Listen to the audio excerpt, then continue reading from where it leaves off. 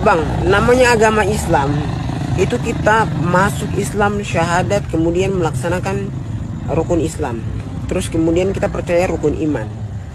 Nah, jadi tidak ada namanya agama NU, agama Muhammadiyah, segala pakai baiat. Namanya Islam ya kau laksanakan sholat, bayar zakat, melaksanakan puasa, begitu. Coba saya saran buat abangnya, abang datang ke gajian Ustadz Reza Bersalamah Habibullah, semoga Allah menjaganya. Dan tidak ada kata-kata yang abang temukan nanti kecuali kata Allah, kata Rasul, kata para sahabat, kata para ulama. Bukan kata kiai ini, bukan kata kiai itu, yang berdasarkan analisa mereka, yang berdasarkan nenek moyang mereka.